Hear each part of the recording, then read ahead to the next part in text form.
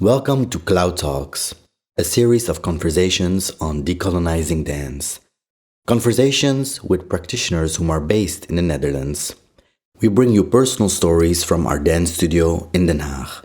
Stories of dancing bodies reflecting on past experiences within dance institutions and looking deeper into their own personal and communal practices. Cloud Dance Lab is a studio space that exists for over 10 years, dedicated to research on body movement, facilitating residencies and classes. Connect with us on our website cloud@dancelab.nl or our socials on Instagram and Facebook. Welcome, beautiful people, to Cloud Talks. My name is Fazle Shairmahomed, and today I have with me again two beautiful guests, Gianine and Sherise Strang, two beautiful sisters. And we've been connecting before already during your podcast series, What If You Could Change It All? Or What If We Could Change It All? Yeah. Right? Exactly. It's a we, us. Which was a very inspiring, beautiful conversation. And so, of course, you can also look that up online. And today you're here to talk with me about decolonizing dance, or whatever that can mean to any one of us. But before we're going to talk about that, I want to ask you to shortly introduce yourself.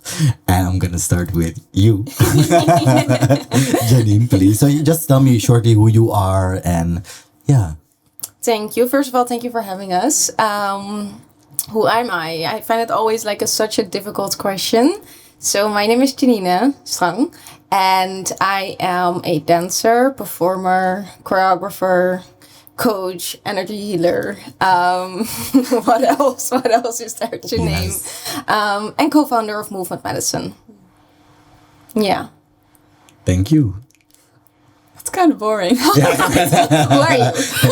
Who are you? My name is Sherise, and I'm kind of the same, I guess. I'm a dancer, healer, coach, podcaster, choreographer, the whole shebang, I guess. Yeah, but mostly, I guess, a human being, just enjoying life. Exactly. That's core, of course, Yeah. of all of us. Yeah. And I mean, of course, we've been talking before in different settings, and I shared already with you that one of the things that connects me as well with your journeys is that I feel that you have a very holistic approach to dance, life in general. Indeed, like you said, human being. So maybe you could share a little bit first about your personal dance journeys. And I know, of course, that your dance journeys have kind of been intertwined as well here and there. So yeah, maybe you could share as well a little bit about that. Yeah, I think I started dancing a bit later than Sherise did. I think I was like 9 years old or something. So I actually basically wanted to do what my sister did. So that's why I actually started dancing, and then I never stopped. So I first did my pre-education, and then I did my bachelor in dance. And I think for me, the way it kind of became an holistic approach is in my internship year. Well, after my internship year. So I did my internship with a dance company, and it was horrible, softly said. So I moved to another country to dance with them, and it was like my dream company to dance for. And I did that, and I think it was my second week when I got like my first panic attack. And then I realized that this just wasn't the place for me to be. It felt really unhealthy. It felt really, what's the word in English? Like, You can say in Dutch if you want. like, I don't know what you mean. Like a turning point, or no, it was really like, it felt like really they were putting the dancers down emotionally. Oh, So yeah. it was just not a healthy environment to dance in. And I always knew in my mind that I was not a quitter. So I didn't want to quit. So I didn't want to stop earlier. And then at a certain point, I just honestly couldn't take it anymore. So I decided to move back home. And then that's actually where the real journey started. In a sense of, I just needed to learn everything again. I was really scared to dance, actually. I was really scared to be in a studio. I still had the panic attacks on like the smallest things could actually really freak me out. And that was a point that I really needed to ask myself, do I actually want this? Is this something that I want for myself in my life? Do I want to be treated that way, or like let people treat me that way is like the most important thing, I guess. So that was really a turning point that I needed to make. And then, well, I basically shifted my whole life around and let it work for me instead of like to me. Wow. It's very intense, of course, to hear this in the first place. And I'm gonna ask you a question. Of course, feel free to say like, I want to skip that question for now. Yeah. But when you kept having those panic attacks again, when you were in the Netherlands, who or what was there for you exactly to kind of help you guide through it and to transform? Because now at this point you don't have these panic attacks anymore. Or No. Well, what really helped me is actually my sister. Wow, how lovely that you're here. Yeah. It is basically actually my sister. She said that something needed to change, which was true. And it was for her like encouragement that I started to do like multiple studies and like really going deep into the healing world and see, okay, what is actually possible and how can I make it more healthy for myself? Because that for me was the most important thing, to make it fun and to make it healthy again. Wow. We're going to talk more about this, of course. But maybe also for you, like if you could maybe just share a bit about your personal dance journey in life so far. I started dancing when I was 3, so I was a bit younger. And kind of same path, right? So danced my whole life, did the pre-education, did the bachelor. And I never realized this actually, but also during my internship year, a lot happened personally. So I went through a depression. I don't like that label, but I went through a depression, and I realized myself that something needed to change as well. But didn't know how, and I was reading this magazine Happiness, and I was searching for something to help me, and I found like that they had like a meditation course in Nepal, Vipassana, which is 10 hours a day, waking up at 4 a.m., noble silence, meaning that you can't talk, you can't look someone in the eye, so really intense and extreme. And I did that as a start point of my health journey or coming back to myself. And that's how my more holistic approach started. So I went there alone, traveled 3 weeks around Nepal, and then did the course. Came back, moved to Berlin, danced there, just to be in a different environment, which was pretty tough because I still had like symptoms and it didn't feel like healthy, also not body-wise. And then I moved back and just tried to start over again and become more of me, I guess, in a different way than I was before, in a more holistic way, in listening to my body, in listening to the symptoms, in understanding my body. And so that's why when I started doing all the studies and all the things and never really stopped studying.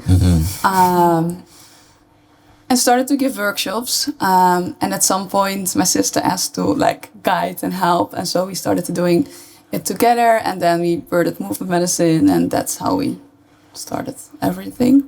Wow.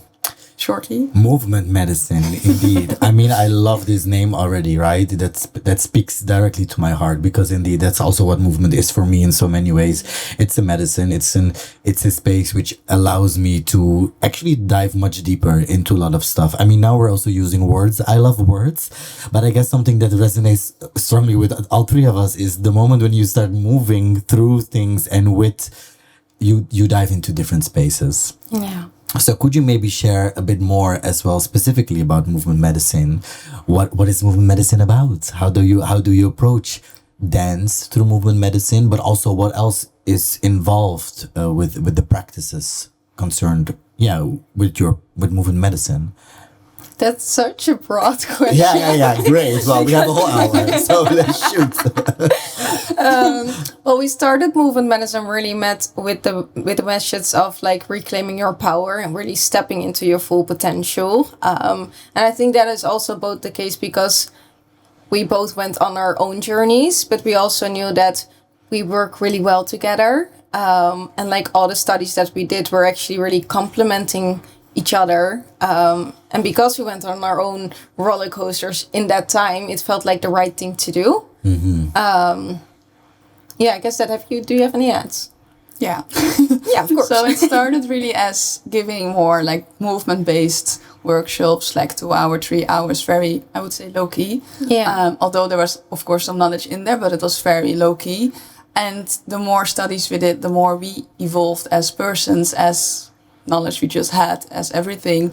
We started to broaden what we did, right? So we started to give like healing sessions, energy healing sessions, programs, coaching. So it's not only about movement anymore, although it's always a big thing in movement medicine. It's really about moving the energy, and that also starts within the mind, right?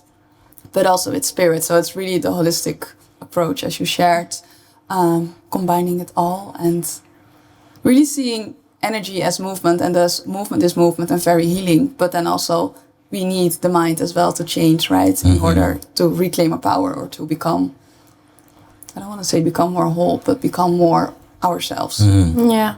Yeah. Yeah, I also feel that you stepped into a very interesting journey of building community in that process, right?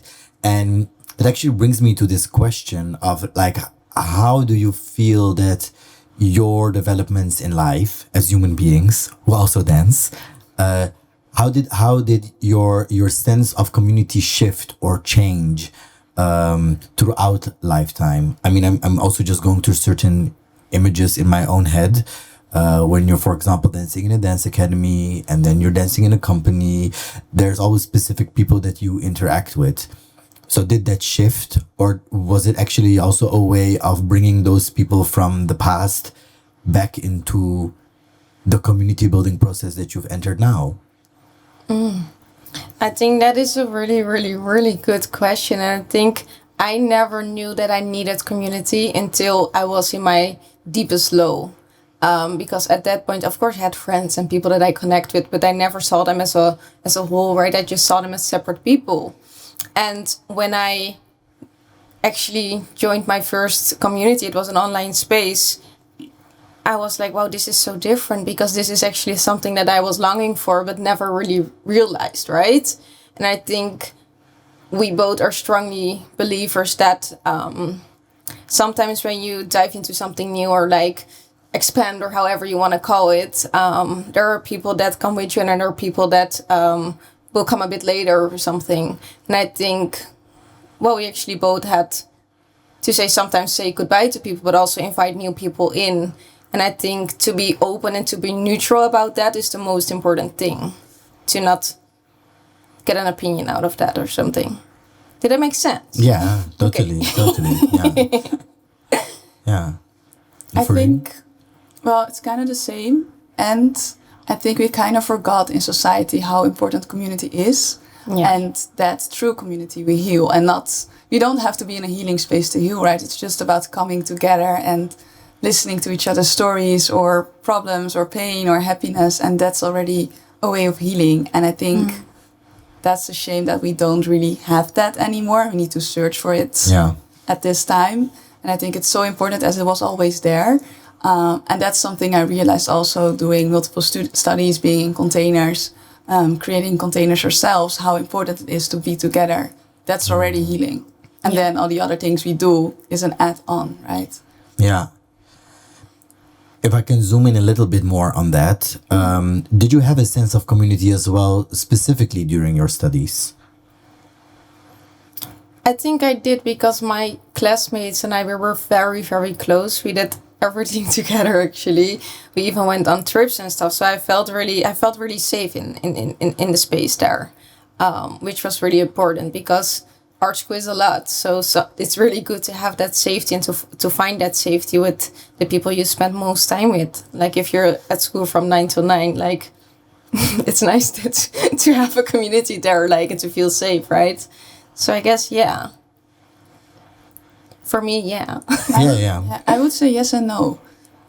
There was a sense of community, and I had like super close connections. So it was not about that there was not connection. But then, I don't know if it was a community, if that makes sense. I had like people I was super close with and I really loved dearly. But it was like all these small little groups. And my class wasn't that close. There were still wonderful people. Onder de name shame and blah blah. Still wonderful people, but we were not like a group, right? We were not a community, which is, I think, which made it harder, like going there and Not that I didn't enjoy it, but there were also hard times, right? And sometimes there was a bit more like struggle, and which learned me a lot actually, and also helped me grow as a person. But I wouldn't say it was community for me. Yeah. No, I guess I'm also asking this specifically. I mean, I do not come myself from a professional dance background, as in, like, I didn't go to a dance academy. But of course, I grew up in this country. I grew up in this time. I went to a university here and stuff and school. But what is always so particular about the approach here for me in the education system is that it's very much targeted to the individual, right? So it's your individual accomplishments, it's your individual grading, and then also, if we don't specifically talk about the dance world, you have to audition, and you also, even though you're learning together, you're functioning together within the field, and there's definitely a sense of community. When it comes down to the business, it's always you competing to the other one. And again, there, feel free to approach this question in whatever way resonates with you. But did you have that sense of competition as well when you were studying specifically? And then again, if you look to your practice right now, where is the place of that? I think what is maybe really weird is that, of course, you have that sense of wanting to do more for yourself, right? And to have that that urge within to be better and to do better and to get better. But I think that, like, as soon as I needed to do auditions, for me, I didn't feel that sense of competition there. But it is also not fair because, like, the school was just started and I had my audition for, like, my dream company, and I immediately got accepted, right? So that was what I wanted. So I also didn't do any other auditions. And because I was the only one who's going, so yeah, it was, maybe I'm a bit privileged in that way. Yeah. But because of that, I didn't have that competition vibe with my classmates also, because we didn't do auditions together in that way. But Yeah. maybe other people in my class did. But yeah. But you wouldn't talk about this specifically with the students, with other students? No. Yeah. And I think what was also really interesting about our class is that we had like a separate group chat only for like audition opportunities. So we would give each other the auditions. Nice. And for other classes, that was not the case, right? So we were also like, of course, you're there for yourself, but also in a sense of, actually, it would be nice if we got to work together. Yeah. Yeah. I actually hear still a strong sense of community there, indeed, as you mentioned before. Yeah. A lot of sharing with each other about different opportunities. But then, if you place it back to the moment right now, what you're doing, how does this take shape? Or like there's no notion of competition or at all? I think that we strongly believe that we are the only ones who can do what we do. And everyone who does it too does it in their own way. So in that sense, of course, you have like people who do their similar things, but no one is the same as us. Yeah. And we will never be the same as someone else. Yeah. Nice. Beautiful. Yeah, I wish to hear these things more in the world that we live in. And of course, sometimes there's a sense of jealousy, right? Of, like, that's healthy. Like, it's good to have it's a human emotion as well. Yeah. Yeah, but I think that's the mindset that we really want to embody. Yeah. Nice. Yeah. And for you? I think during school I was mostly in competition with myself, actually. School wasn't that easy for me. My beoordelingen. Yeah. Assessments. My assessments weren't that great. So I had to redo the first year. So I was always like very much in competition with myself and how I was as a person, because I felt like I wasn't enough. So it was really a journey to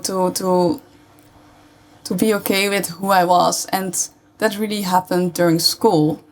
Somehow it wasn't before school. So anyways, I really was in competition with myself during school, and then in the last year during like the audition period, I felt like there was a bit more competition between the classmates, and we were sharing auditions, but there was also like this underlying energy sometimes. And now I would say I fully trust somehow. It's very similar to what Gianine shared. I truly believe that as long as we stand in our own power, or as long as we stand and truly believe what we do or who we are, the things will come also to us. This doesn't mean that you don't have to do anything for it.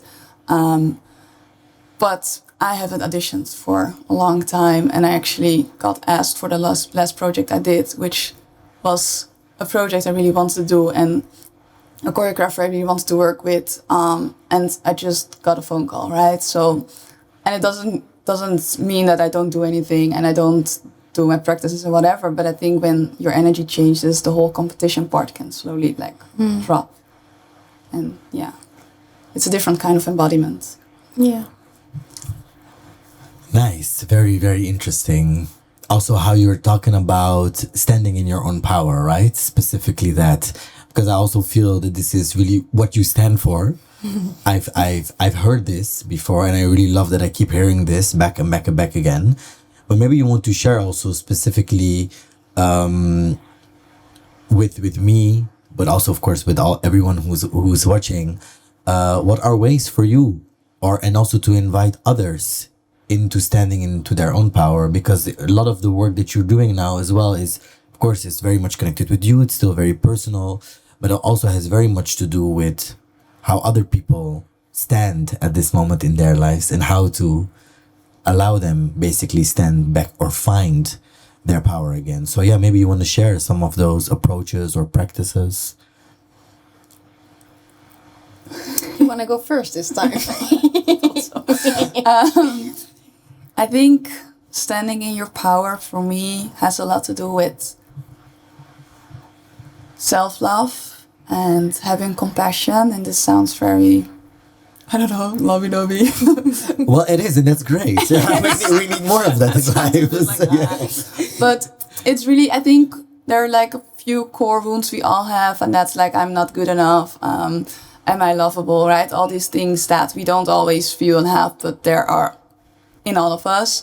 And I think working with that doesn't mean that it will never come back, because we still have those feelings, right? But it's about working with that, really respecting your own boundaries, really listening to your system, to your intuition, connecting to your body, because actually the body knows mostly more than your head and your mind, is a way of reclaiming your power. And for us, I think reclaiming your power is also about not giving your power away. And this is in all senses, right? It's about, I don't know, working in a project or having a job and saying no to someone and respecting your own boundaries. But it can also be like not going to the doctor straight away, but just like feeling and listening first, like, okay, what's happening with me? Why do I feel this tired, right? So it's about really reclaiming and understanding yourself as a whole. And for that, I think it's something we all have and we all know, but we forgot because, well, we live in a different society. But when we go back to all generations, all different... Love the hand signs. Yes, hand gestures. Like, different... yeah, you can say it in Dutch as well, or any other language. I also lost it in Dutch. Maybe say the sentence again, I can guess. Like all different, not generations, but... eras, times, People, ethnicities. Yes, thank you. Yes. Oh, There's like this sense of like, this sense of like dance, singing, like storytelling. It's like in all of us, also in Europe, right? But we forgot and we pushed it away, and now we're in this society where we're all like on our own. But actually, there is the community. There's the healing, and that's also where we can reclaim our power, just by understanding and listening, I would say. And we share a lot of embodiment, but also a lot of how our mind works, because our mind is also very powerful, and we forget how powerful it can be and how we create our own reality with it. Yeah. You're like, yeah. She's yeah, sister, preach, exactly. I mean, I heard also specifically you mentioning storytelling, singing. I don't know, like I want to hear more about this kind of stuff. Like, what are the other elements that you really incorporate into the work you do? I think for us it is really important to really use the body and to listen to the body. Like that's really our main thing, and that indeed but also like making sounds with it or like breathing with it. Like that are like really simple things that release so much already that we can all do at home. Like it is just like in just 5 minutes you can switch like your whole mood and your whole day around to be. Sorry, I was distracted. Beautiful fly, a beautiful fly. to really make that shift for yourself and to make your day work for you, right? And I think something that is really, really important in that is that how much do you allow yourself to have, right? And that's on all areas of your life. It's in every area. It's in like in work, but also your personal relationships, your love relationships, the money you get in, the like everything, right? It really comes back to how much do you actually allow yourself to have, because often we sabotage ourselves, right? And I think for me a really good quote that I received, I think it was like last year or something. It was like I was really noticing how my mind could actually like play tricks with me and like put me in certain states, right? Because I was in a good place, but my health was not going that well.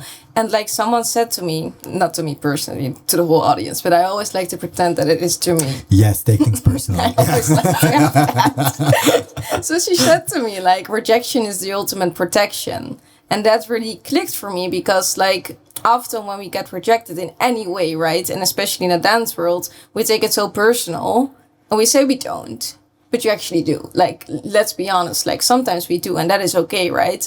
But to make it like, to shift it around and say, okay, but maybe that project just wasn't for me, or like that environment wasn't for me, or like there's something else or something better on the way. You have to be open to that, like, and you have to be able to fully receive that in a way and allow that to be there. And I think that's not only with work things, but that is with everything. Wow. Yeah, totally. So to not get stuck, basically, right? Yeah. That's what I hear. Rejection is the best. It's the ultimate protection. Is the ultimate protection. Yeah. Wow. Okay, I'm gonna try to memorize this one. Somehow, when you said that, I heard rejection is the ultimate perfection. That can also. I don't know why I heard that, but I was like, okay, yeah.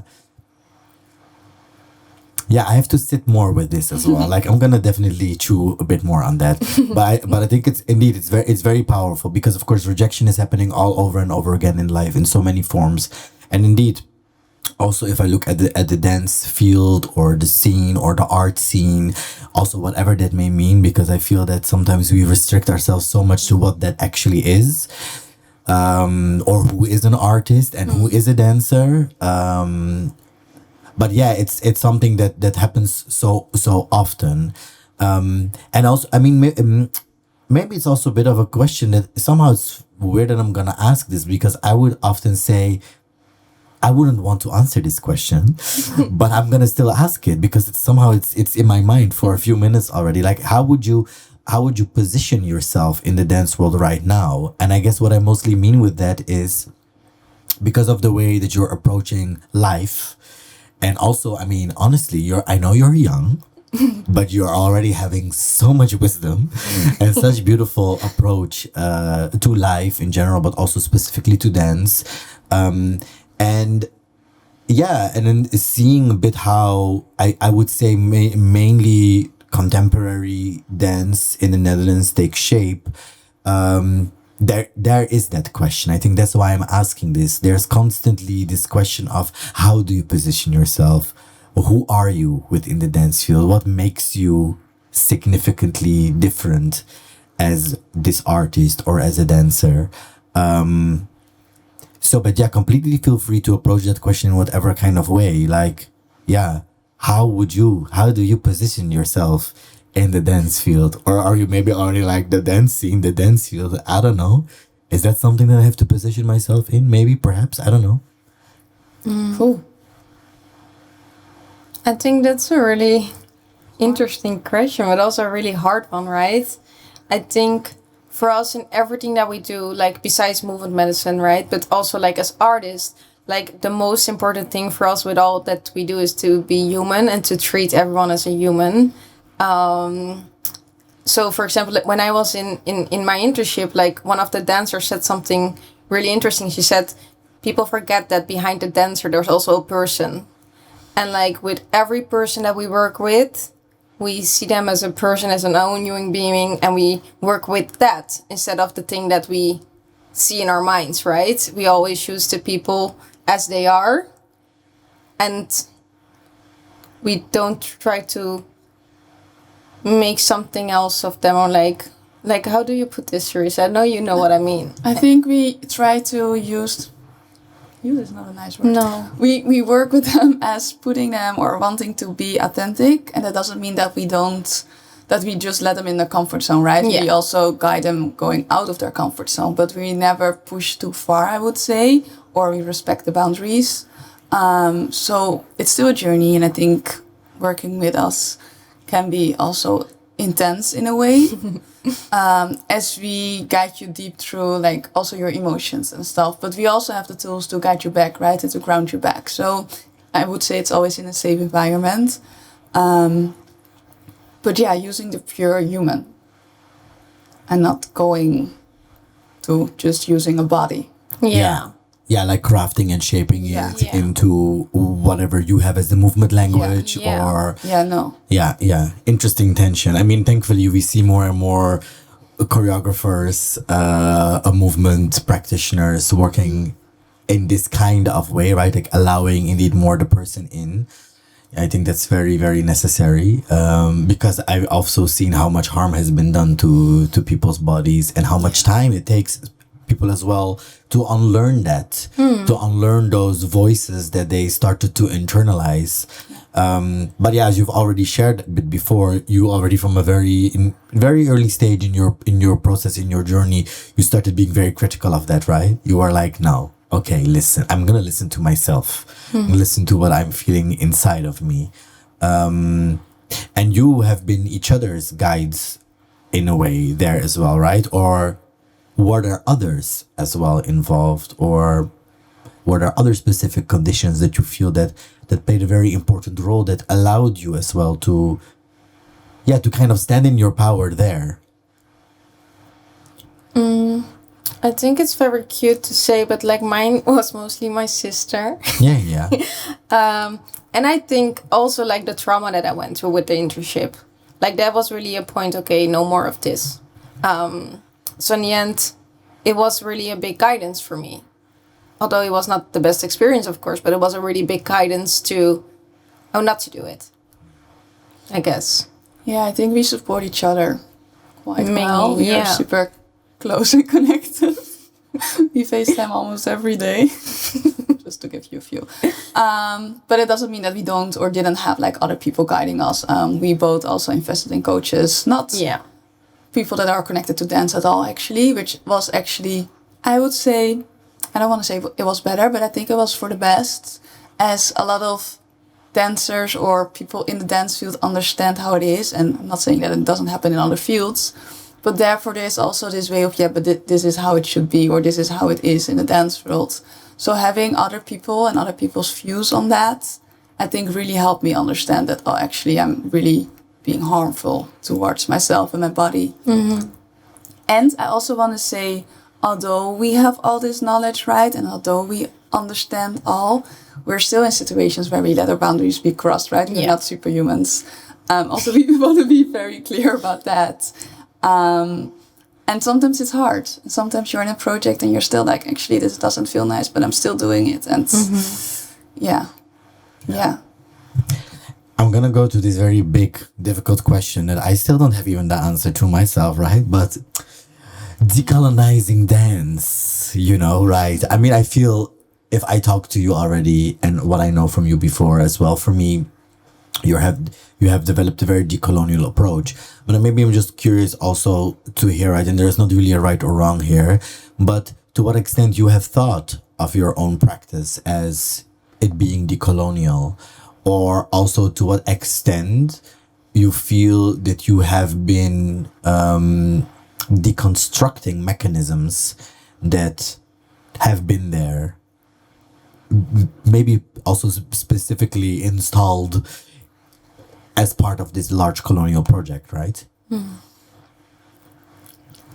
I think to start it in with, because it's a big topic, is that I think that's something that I realized actually when I was in school, is that you always have a choice, meaning that I really fast learned how to also create opportunities for myself and not just to be in the complain mode. So making that decision for myself always made it less heavy, because I got to do it my way in that sense.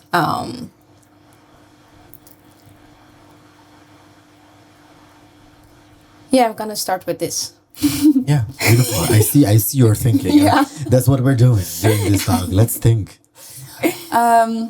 I find this a very hard question, and we have been talking about it before this, of course. And then we came kind of to the conclusion that for us it's also a bit about reclaiming your power. It sounds a bit like we're talking about this the whole time, but in a sense that we don't always have to agree with all the systems and all that is there, and sometimes it's not pushing against it, but just creating your own. I would say this is something we did. Yeah. Really, we created our own, and this doesn't mean that we are never in the systems again and never in spaces and environments where it's still happening and still is. But I think for us it was really about taking our power back and creating our own, I would say. But still there's a lot of thinking and thoughts about it. Yeah, so then I'm also wondering, like, how do you deal with those kind of situations that then sometimes you also feel like, okay, well, to put it very blunt, people totally do not get where we come from, as in what we stand for, and why the kind of work and the way that we approach it is so important. What do you do in such situations? I think I would say we are more from the, I don't know if I can speak for the both of us, but more from the softer approach. So I would rather talk softly, slowly about my vision in a gentle way than going with fire, which is not always working. But that's more who I am, I guess, and also... Sometimes I'm like kind of the bad cop. Yes, well, we have water and fire. Great. Sometimes I'm the fire, and I think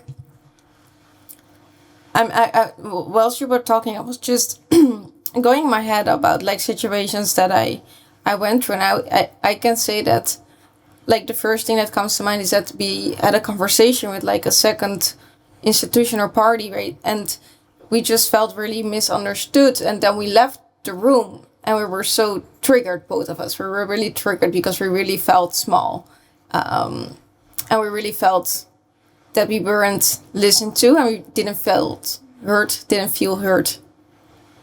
One of the two, like the correct sentence.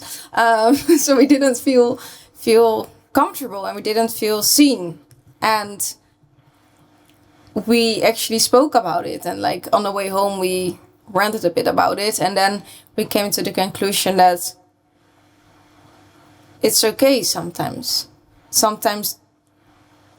that is just not our kind of people, but there are other people that do understand us and do see us, right? And I think that was something really important for the both of us, because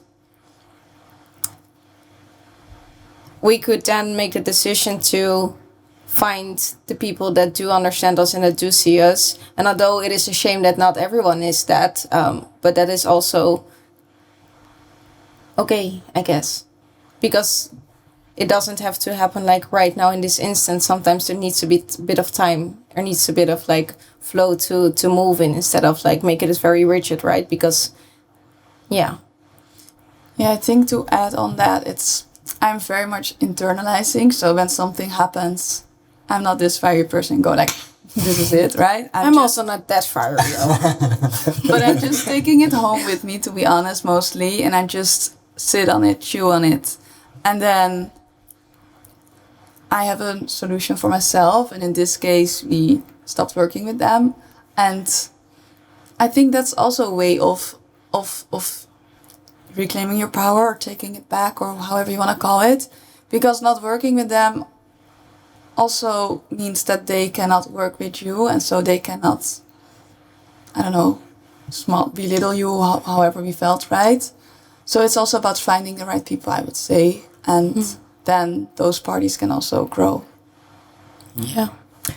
Totally. I mean, I really love hearing this. These are good reminders as well, right, for myself, because I mean, I have a lot of fire inside of myself. So I can, I love setting boundaries. It's a total joy for me. I was saying no, and I was saying, oh no, well that doesn't work. So then we're not gonna collaborate. But no, this softness, this kindness, and also accepting that sometimes it's just not for us in that case, because of course it's a meeting of different people. But it's interesting also just to still hear it in this time, right? I'm just gonna also feel free to be the analyzer of these times, but especially when it comes to the terms such as decolonization, right? And what we observe in the world around us is that it comes along actually with a lot of impatience. And I mean, I have a lot of this impatience. So I think I can also to some extent understand why there is so much impatience with others as well. But yeah, again, and I think that's why I think it's so important to be reminded of this as well, right? To kind of, just, okay, accept sometimes that this is the space, this battle that's not worth it.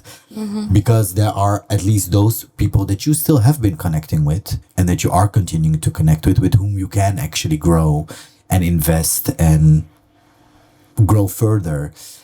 And I think it's also not about sugarcoating it or like making it okay, because it is not, right? But I think it is also like it's still okay to say, well, actually, I disagree, and like give your boundaries and give that fire. That's still okay.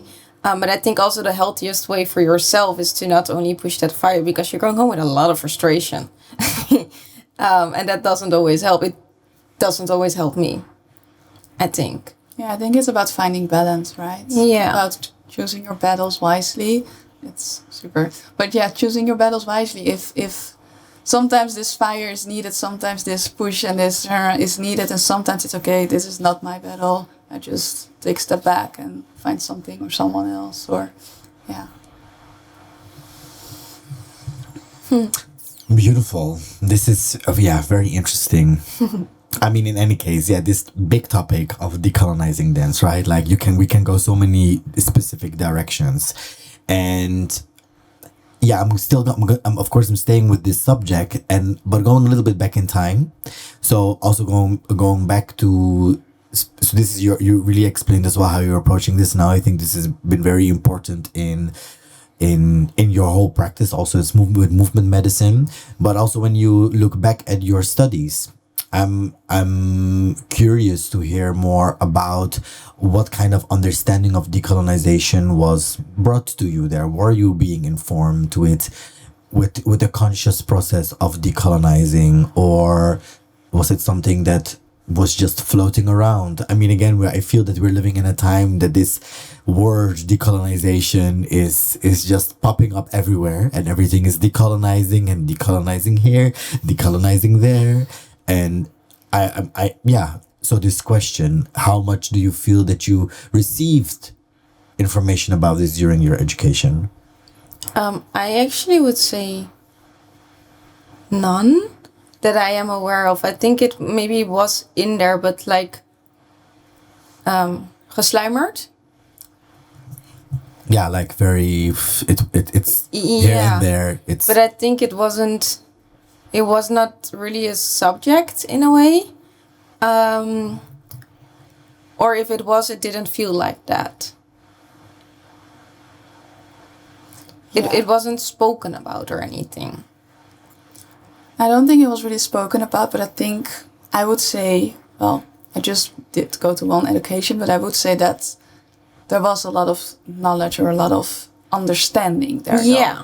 Although there was no like class about it or whatever, it was never anywhere. I think from the schools I know, although I didn't go to all, of course, there was a certain understanding. I think it was normalized in a way. So there was no talk about it, but it was normalized. Which sometimes made it harder in the outside world. Yeah, actually. It did. But in that school vibe, it was really nice. Yeah. It was a shock on the outside world. Yeah. Exactly. This is, that's also what I feel often, this tension, right? In the way that we function often within different bubbles. I mean, community is a beautiful word, but also communities feel sometimes just like small bubbles. We're safe within them, or relatively safer. But then when we interact with the rest, or within this larger structure, things can sometimes turn, or become very ugly. And in this journey, right, of yours, both of you together as well, how have you been? Did you continue to connect with other practitioners as well? Certain things go through my mind as well, right? Okay, you finished your education. Is there a way of you feeding your knowledge, your experiences back into the institution? Or are there ways of you finding yourselves now in completely different fields, right? Or different communities that are not directly connected with what is the dance world? And how then does that resonate? How does this connect? I think the interesting thing is that we always get like if we would organize something, we always get like a good amount of dancers. Also, there are people who had like love to dance or like dance or like did the educations and stuff, which is really nice, right? And I think we would actually love to give it back to institutions. That is something that we would actually really love to do. And I think not only on like the bachelors, but also like in the pre-educations, because it is so important to get that early, right? And to have that understanding. That would actually be amazing. It's still on our to-do list. Yeah, we have a really long to-do list. But I love that we have mentioned this on the to-do list, though, because I totally think that this is something that needs to break, right? I think this is one of the ways of decolonizing as well, that we stop understanding education as something that is, what are the words for that? You are in the field, you're really developed your own practice already as well at such a young age, and your own approach, and to keep connecting that with those who are being trained right now. I would really love to see that more. And I think this is also maybe just, I think also a dream of myself. I think I've always been pretty critical of the dance education systems. At a younger age, when I think I was around the age of 18, 19, people started saying to me, but why don't you try? You could maybe still get in.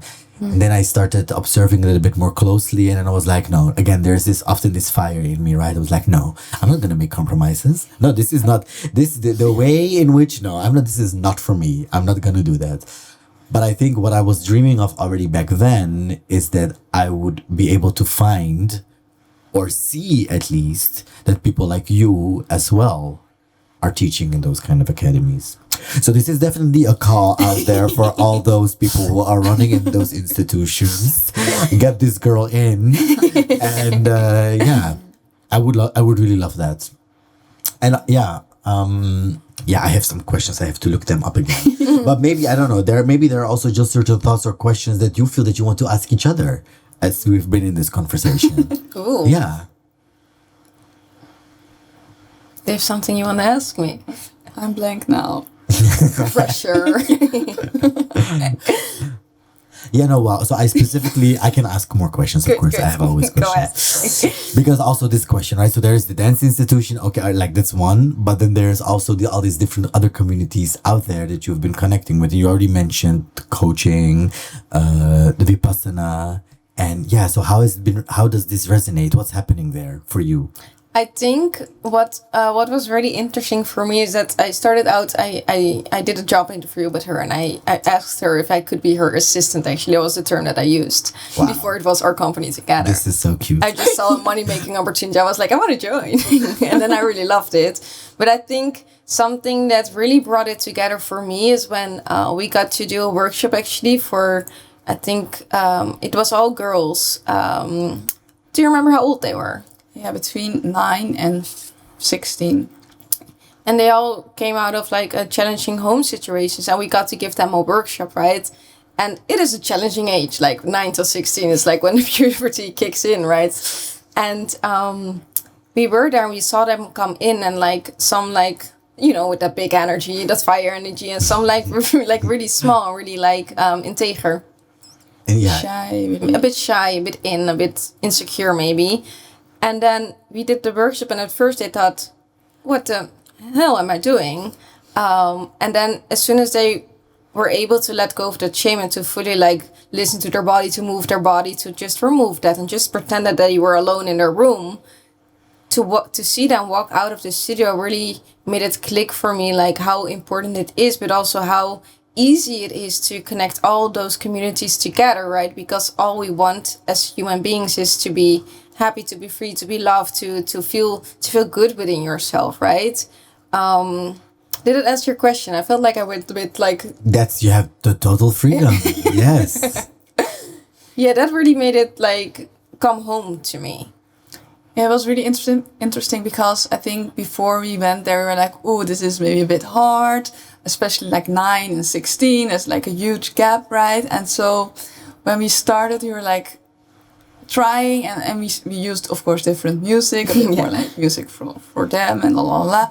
And so we found that actually we had like a few minutes, we needed like 10 minutes or so for them to switch and to not be this, I'm a teenager and I'm just against everything. And then at some point they all clicked and they all went, I mean, we even got them to eye gaze for 3 minutes. Wow. And we were like, shall we try this? And they were like, oh, and then the most beautiful thing was, I think she was the youngest. She was 9 and she said like, wow, I never looked someone in the eyes this close for this long. And I was like, wow. So, and then we got to understand that actually it's like those small things, the simple things, the human things we all miss, and we can do with anyone, right? We can just use any group. We also gave a workshop at a museum, at the Africa Museum, and there were like all different participants. Some were like really into what we did or did like something similar, and some were all new and they had to break that like shame barrier. But at some point it's like it clicks for everyone at a different time, but at some point it clicks and then you see them becoming them again without the shame, without whatever is holding them back, and you see them in their full potential. And you also see them connect as a group. Yeah. And that is really beautiful. They are complete strangers, but in the end they are all like, talking, laughing, crying together if they like as if they know each other for like ever, right? And that is something that's also the power of community and how quickly it actually can come. Yeah. I mean, I feel that I have to make a remark as well, because we've been mentioning community and groups in so many ways, in so many forms, and also been saying at the times that we live in that it's so difficult. And I remember from a little talk that we had before that you're currently are busy with starting up an 8-month course, right? But what has happened a little bit on the way is that in the promotion for this, you have a lot of sign-ups of people for one-on-one sessions, right? And then I'm immediately thinking, well, that has to do again, of course, with the spirit of the time that we still live in, or the cultures that we still, I'm just going to generalize it, the culture that we still live in, which is a very individualistic one, right? People are, I guess, more comfortable or now used to we have been trained to be more in this one-on-one. And once things start becoming group community, it's actually like, ooh, okay, what's this? Yeah, I think It has two ways, right? Because one-on-one sometimes is better. When someone is highly traumatized, I would recommend one-on-one, right? Or in like different situations where it's just more, something I would recommend.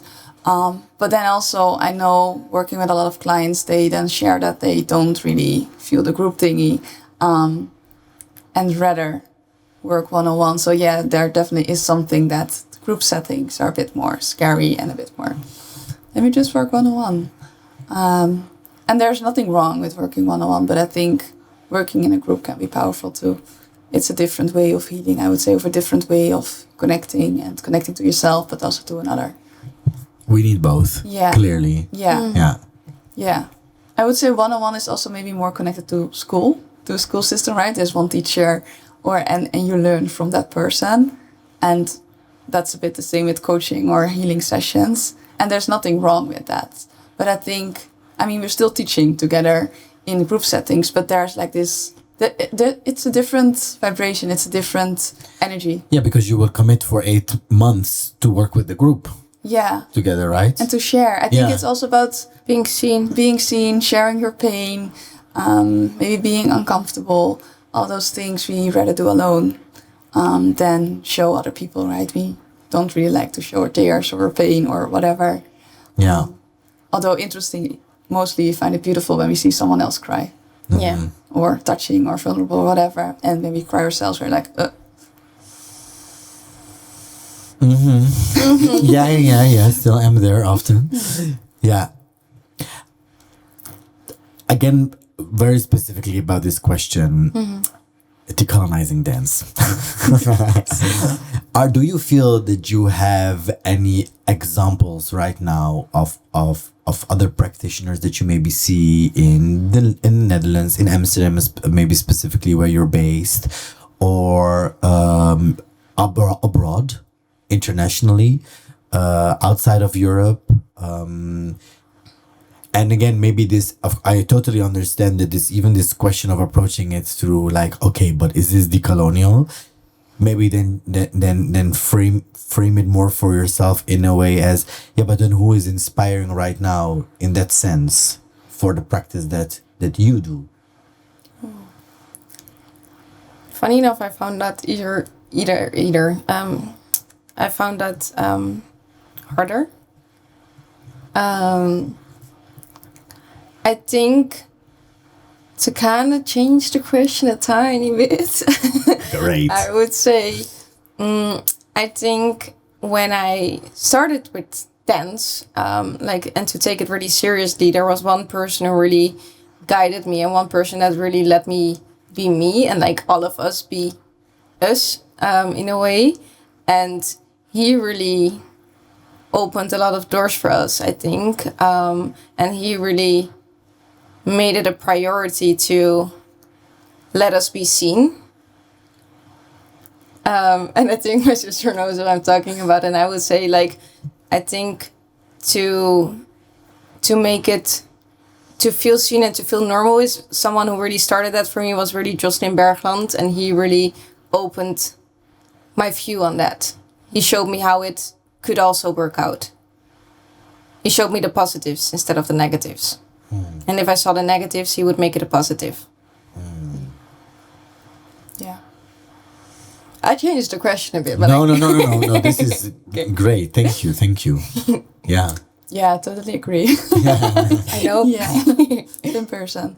And also, interestingly enough, we're not really, I don't want to say we're not really into the dance world, because we do appreciate dancers and choreographers that are out there, but I think connecting to our work, we're more connecting to things outside of the dance world and then connected to our own practice. Which doesn't mean that there aren't other people we find interesting, right?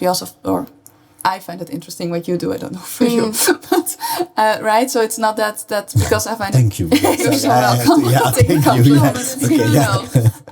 But we're not. Yeah, I don't want to say we don't really take inspiration out of there, and we're trying to find our own motor, maybe. Yeah. Yeah, it's not from an ego perspective. It's just in a way that we are trying to find different ways. I mean, you know, for me, this is very important to hear it because, again, it's the way that I perceive a lot of the world around us. It's constantly about this question and how you're positioning, and then you're relating, and then there is this happening in the dance world right now. So there is this kind of a movement practice or artistic approach. So then these, yeah, you know, we know how these things work a little Yeah. bit. So, and that's, I'm not saying that it's not valid. I think it's very valid and it needs to be there.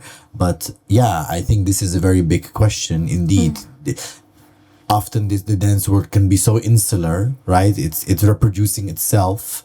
And then again, this is what I personally also find very powerful, that you have this very strong anchors. It's not just a matter of performing in a theater stage and, well, we have audiences there that can come from everywhere. No, you're actively investing, building anchors in the larger society that makes things flow in a much more organic way also, I would say.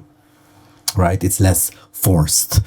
But again, these are just my words of also how I'm observing and how I'm seeing you and what is really inspiring to me. I think what is really interesting about that is really quick, but I think what's really interesting is that within every system there's like feminine and masculine energy, and a system becomes like so rigid and like so forced when there's only masculine energy there. And if we can allow some feminergy, I like that word. Yeah, feminergy. When we can allow Feminergy. when we can allow some feminine energy there, there's also room for like change. There's room for like conversation, room for improvements. And I think that is something that I think we gain the most. I think I can talk for both of us, but where we get a lot of inspiration of. To use them both, to use the fire and the water, and to combine them. Yeah, totally. I mean, I'm gonna be very explicit about it. It's what I've seen mostly. What, like, I don't know, even sometimes I even don't know what is contemporary anymore. But the contemporary dance or theater scene in the Netherlands, that I actually know quite some women who are in positions that are in very, like, I think, respectable positions. I would frame it like that. But still somehow we keep finding men kind of being more visible. And that is an interesting dynamic indeed. And this already there, right? In just in the people that are being presented. Artistic directors, I'm talking about specifically theater directors who are leading those companies. A lot of women are out there, or non-binary people, or people of many different genders, but who always goes at the forefront also of the big dance contemporary field, especially events, festivals that are happening here in the Netherlands. Again, is reproducing that. And yeah, indeed, I think it's very dominant, this kind of masculine energy inside of also how we are supposed to function. Yeah, well, I have a bunch of other questions for you, and we will continue this conversation more in other settings and other contexts. But I want to ask you one last question. And that is the question, and again, you can approach it in whatever way you want to. But where does dance live for you in your body right now? It lives everywhere, and it lives in my heart. I would say. It's a very... I love that question. It's really good. I would say...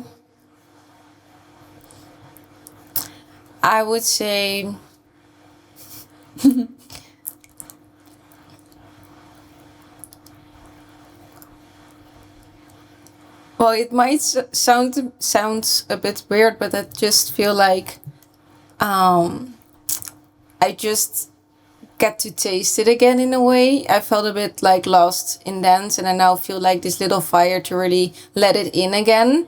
So for now, I would say it's just like a little tiny centimeter away to eat it up again, I guess. Okay, yes, interesting answers. Giving fruit for thought as well for all of us. Thank you so much for being here and having this conversation, and as well for everyone who's been watching or has been listening. Please feel free to connect with us and to comment, to start new conversations, but especially keep on dreaming, manifesting, creating, Yeah, and ask questions, of course. Let's keep asking questions to each Yeah. other. Let's be in conversation. Let's show interest. Yeah, and very much looking forward to see how you're gonna grow even more within this world. Not just in the field, but in the world, right? Yeah. Because, yeah, definitely go check them out, Movement Medicine, and see what they're up to. They're going to start new projects as well in the future. And yeah, is there some last things that you want to say, maybe? Thank you for having us. Yeah, just thank you, really. I really enjoyed it, actually. Yeah. Yeah. It was good. Were good questions Yeah. to think about. Yeah. Yeah. Yeah. And great answers as well for me to think right. about. Yeah. No, did our totally, best. Totally. Thank you. Okay. Please do check out our other episodes of Cloud Talks. Don't forget to check the links below this episode for more information on today's guest, and make sure to check out or subscribe to our socials. We would also love to hear your thoughts in the comments.